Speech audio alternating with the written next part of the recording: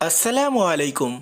গতকাল ৩ মার্চ বাংলাদেশের প্রধান উপদেষ্টা ডক্টর মোহাম্মদ ইউনূস সম্প্রতি বাংলাদেশ ও ভারত সম্পর্ক নিয়ে তার পর্যবেক্ষণ তুলে ধরে বলেছেন, দুই দেশের মধ্যে কখনো কখনো ভুল বোঝাবুঝি দেখা দিলেও মূল সম্পর্কের ভিত্তি দৃঢ় রয়েছে। তার মতে দুই দেশের মধ্যে কূটনৈতিক ও অর্থনৈতিক দিক থেকে সম্পর্ক অত্যন্ত ঘনিষ্ঠ, যা অতীতের যে কোনো সময়ের তুলনায় এখন আরও শক্তিশালী। প্রধান উপদেষ্টা আরও উল্লেখ করে বলেন যে কিছু চক্র বাংলাদেশ ও ভারত সম্পর্ক নিয়ে বিভ্রান্তি সৃষ্টি করতে চায়, যা বাস্তবতাকে প্রতিফলিত করে না। এরপর তিনি বলেন, আমরা সম্পর্কের ভালো দিকগুলোর প্রতি মনোযোগী হলে উভয় দেশই উপকৃত হব। বিশ্লেষকদের মতে দক্ষিণ এশিয়ায় বাংলাদেশের ভূ রাজনৈতিক অবস্থান অত্যন্ত গুরুত্বপূর্ণ। বিশেষ করে অর্থনৈতিক দিক থেকে দুই দেশের সম্পর্ক পারস্পরিক নির্ভরশীলতার ভিত্তিতে গড়ে উঠেছে। এক্ষেত্রে কৌশলগতভাবে ভারত বাংলাদেশ সম্পর্ক আরও সুসংহত না হলে উভয় দেশই ক্ষতিগ্রস্ত হতে পারে। সো হেই বন্ধুরা, আপনারা দেখছেন এইচএ গ্লোবাল নিউজ, সাথে আছে আমি হুসেন আহমেদ। সকল আপডেট পেতে আমাদের সাথেই থাকুন।